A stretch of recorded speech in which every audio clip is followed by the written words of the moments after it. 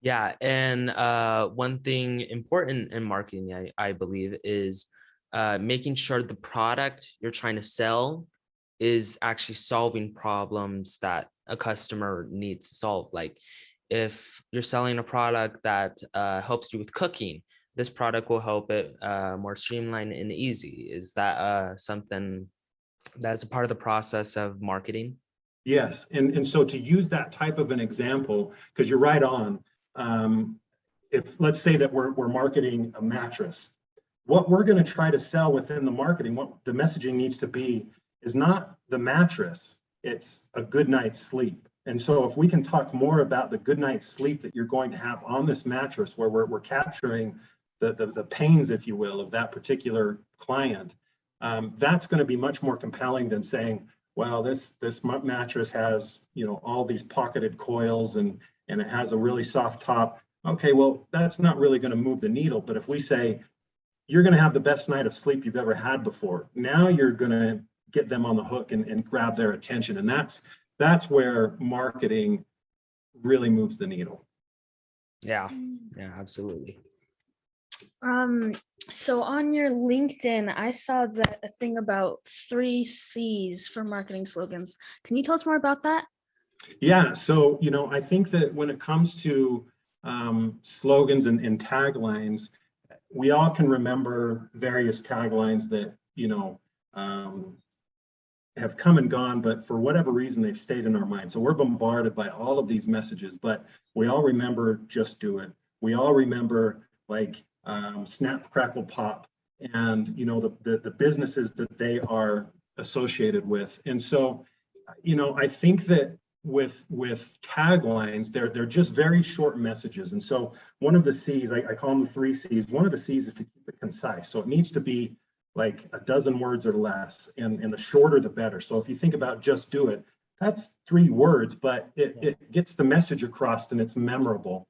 And I think that oftentimes what marketers fall into the trap of is they're trying to explain everything that the product or service does, but in doing so, it's almost like a verbal vomit, and it's too much, and we don't remember it because it's hard to process. But if you keep it concise, then you're going to be able to make it to where it's memorable. And then the other thing is it compelling? Does it generate enough interest? Where we're talking about that, going back to the mattress, you're selling a good night's sleep, and if you could touch upon that good night's sleep within a tagline, I think that's going to be something that could be successful. And so slogans or taglines are very, very important, because not only are they explaining the value that you bring, but you're tying it to the business itself.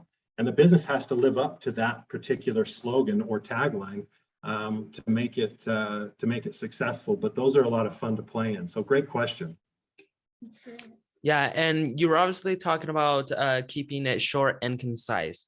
And with modern day social media, everything is 60 to 30 seconds long, because every single person is having a shorter attention span. So for a video format to grab people's interest in the thing you're selling, and with the limited time you have, how would you get that interest and get them invested into buying the product? Yeah, so it's fascinating because, like you said, Ivan, there's typically in years past and in decades past, you think about television commercials that were maybe 30 or 60 seconds long. Nowadays, because attention spans are shrinking and shrinking and shrinking, it's like you've got to get them on the hook fast. And you guys know this just as well, or probably better than I do, but you think about YouTube or TikTok videos, it's like those messages, they've got to get you on the hook within 5 seconds or less, or else people are going to move on to the next thing. So you've got to be in their face, you've got to be bold, you've got to grab their attention right out of the gates, or else whatever else you have in the the remaining seconds are not going to be relevant, because your target audience is already on to the next thing. And so people say, do you want it 30 or 60 seconds? And I'm always like, look, ideal would be like 15 seconds, just enough to get them onto the next step of whatever that buyer's journey might look like.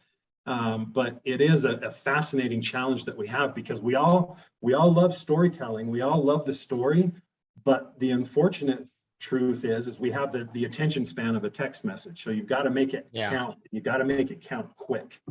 Yeah. Question.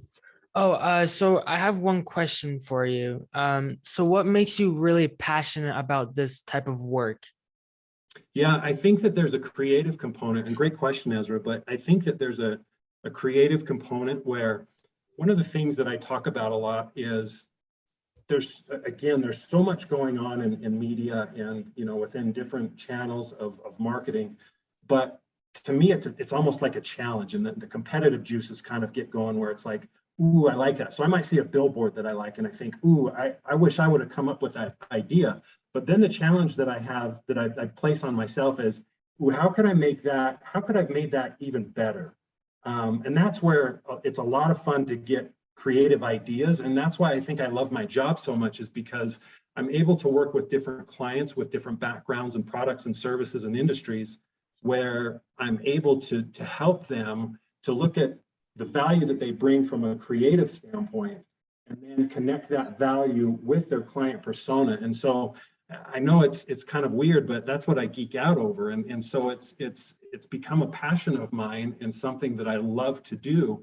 And whether it's creating a pamphlet or creating a video or a website, like these are all things that I really enjoy doing, because it taps into my creative capability. And I feel very blessed that I've been able to find something that I enjoy so much to do for work.